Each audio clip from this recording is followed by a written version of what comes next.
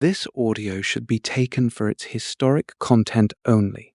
In an earlier issue of the Sporting Dog Journal, Carl Clark of Clark's Yard advertised a litter of pups under the caption, "Coming Dandies." One of those pups was Mammy, and she did turn out to be a dandy. Manny won 5 times for the Yankee boys, ranging in times from 5 minutes to 33 minutes. That make a lot of sense. That It make a lot of does. sense. And for you For young, me, anyway. for the younger guys, look, not just waking up with your eyes, waking up downstairs too. Yeah, ain't that the case? Well, that still works okay. The Yeah, rest, yeah, yeah. That's some I mean, that's some of the things. right, this, Uh huh. no, exactly. This time of life, at least everything is stiff. Because we was just talking about Patty, and Patty couldn't do nothing no more, huh? The dog, No, no, he was old. I mean, he you had to know. be, at that time, Patty had to be 13, 14, maybe 15. Right, right, right. Oh, okay. So let's get into one of the baddest females that ever looked through a collar. Grand champion Ooh. Mammy. Oh, yeah. Or as I called her, little Miss Nasty. Little Miss Nasty. Yeah, she was a bad bitch. I never saw a male or female as bad as her. I mean, I saw Sunday go and she was bad. I saw Queen of Hearts go and I would change my dog's weight instead of going into her. And with Mammy, I would never think about going into that little bitch because she was just not only hard biting, but I mean, she ripped the dog to pieces when she bit them. I mean, shredded them. It was, Mhm. and she was a nasty man eater. Oh, okay. She was a people, but Um, oh God, yeah, yeah. I'll get into that story about how I broke the ice with her. At the time that the Yankee boys got Mammy from, I think it was down in Tennessee. I was living in Canada. So we had talked about it on the phone, and Greg and Ted and Dennis went down to get her. She'd been looked at real quickly. They liked the looks of her, liked her attitude. The price was right. I think it was $800 at the time you for remember you Mammy. remember how was she bred again? Oh, geez. She was car stuff, I believe. I don't have her pedigree in front of me, and I couldn't find it online since Feds Online went down. Right, right. So, oh, you said Clark? You said is that Clark? Car, yeah. I believe she was car bred. I mean, if I had her pedigree, it would come right back to me, right? Oh, okay. There's a picture of her that's been in Stratton books with her with this dog man. You know who the guy is that's standing next to her? He had on a cowboy hat, I think it was. Yeah. Yeah, Morris. That's the guy who bred her, Oh, okay. actually. Oh, okay. That's who bred her. I think it was Paul Morris, was it? Anyway, he was really old at the time and wasn't doing dogs. So, like I said, Greg and them went down, got her, and they wanted to just take a quick look at her before they left. And they put her with her littermate sister, and she wrecked her littermate sister, wrecked her. So they were like, "Yeah, we'll take her." So I know this funniest part of the story was he loaded her up in the crate for them, and they had to drive back from down south with her to New York, and they never took her out of the cage because she wanted to eat them. Oh, yeah, okay. So they get her back, and they don't know how to put her on a chain at this point. Oh, they So put now it. they have to. They're up at Yankee Boy Teddy's place, and he had chains and no kennels, and they're like, "Well, what are we going to do?" So they had to drive to Greg's now. They put her in a kennel, fixed it up so they could open it, and opened it from outside the kennel. And for like 4 or 5 days, she tried to get Greg, and then she finally got him in the arm. Mm. Oh, about a month of this, she would let him handle her, but she was always growling at him. So, he called me and goes, "What do I do with her? How do I work her?" I said, "Well, keep your hands away from her mouth is first." Right, right, I said, "You're lucky she's 36 pounds or so. I mean, you can at least grab her." So he right. did work her, and I drove down for her first, which was in, God, they held that in Brooklyn. And I drove down from Canada, and she wrecked the dog quick. 13 minutes, I think it was. You remember It the was quick. you remember the kennel that she went into? Um, I don't. It was Frank and Ray, but it was Frank by himself, and I don't remember what he called himself at the time. They had the Miss Smeller dog a couple years later Okay. That's as it. a combination, but it was Frank. And like I said, I can't remember.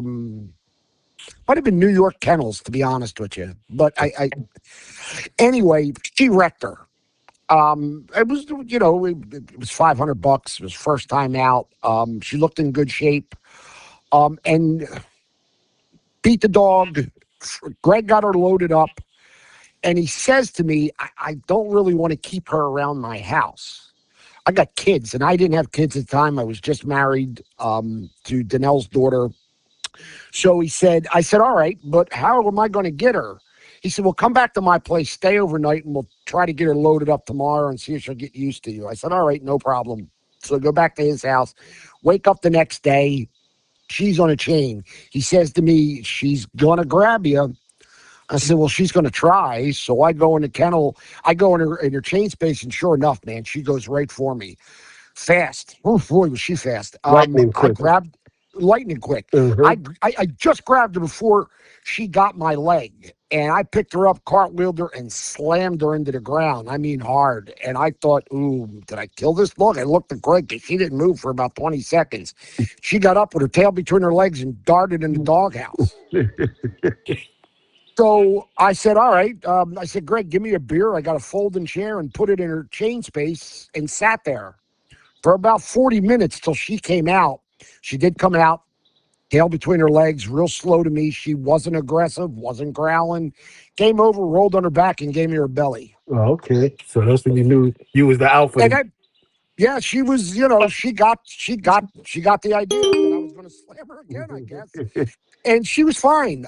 Got her loaded up, driving back to Canada. I'm up in the Adirondacks, take her out, walk her, no problem, get her home. Now my wife's there, and I'm thinking, ugh, I said to her, you got to be careful of this dog. Sure enough, I get her on a chain by the back door. My wife is standing at the door and her tail's wagging like a puppy. Right. I'm like, are you kidding me? So she comes out, stands by the chain. Mammy's, got her butt wiggling in her face at the end of the chain. And sure enough, lets her pet her and go in the chain. And I'm like, are you kidding me? Well, it looked like you knocked some sense into her. Yeah, but, come to find out, she was a little better with females Oh, okay. than she was with males. I don't know why that was. Oh, okay. So we have her second one. I'll never forget this. It was in the middle of summer. So I started keep in May and we were gone in July. I start working. It was 33 pounds. It was into, I can remember, I can see this female we went into. She was a tall, rangy red dog. I thought this dog's going to be overweight. She was right on weight, and Mammy was much smaller compared to her for the weight. Yeah, that lasted about 9 minutes. Wow. When she got up, you couldn't hold her out. When she got into the chest, it was over. And when she got to the throat, so I work her for a third, and that's into Pat from the island, who was Mr. Bill's partner. He had, God, it was a little brindle dog, hard biter. I think that one might have been her longest at 21 minutes. It only lasted about 20, 21 minutes. And I remember saying to him at about 15, you better pick her up. And he's like, nah, I got this. No, he didn't. He was putting in her bag about 20, 21 minutes. Just and she was lightning fast in the box. I mean, little dogs are lightning fast, Right. but she was the fastest dog I ever saw. And she had this thing where she'd be coming for a dog's front end. She'd dip her head, and the minute that dog went to grab her by the head, she'd roll over and go right to the chest, and then it was over. You weren't getting her out. All you saw was her eyes. If you could see her eyes in that dog's chest. Mm. She buried herself deep. I did see her go to the back end once or twice on a dog. Right. They would, she would go to the back end, but her front end, her work was just, it was impressive to watch. Impressive to watch. Okay. Then I remember Greg, she went back to Greg for number 5. And them guys, they drove out from, I think it was the Chicagoland area that they drove out up to upstate New York. And I remember talking all kinds of shit before. You know what I mean? You guys are done. She's never going to beat us. 7 minutes later, they had to bag their dog. Mm. Um, then Mammy came back to me. We were going to do number 6. We had never bred her. We were going to do 6 or 7 and then breed her because they were so quick. I mean, she didn't even have I don't think she had 40 minutes entire time in 5 matches, quite Wow. honestly. Wow. So I worked her. She was scheduled to go into oh God, I had an Irish kennel name from upstate New York. It was a dog from Tom Garner. And the matter of fact, I worked 2 dogs at that time, Mammy and my Rose bitch, who was a 2-time winner, Booger Colleen. She was gone for a championship, and I had her hooked in to Captain America. And they got busted up there in Middletown, New York that time. Mm. And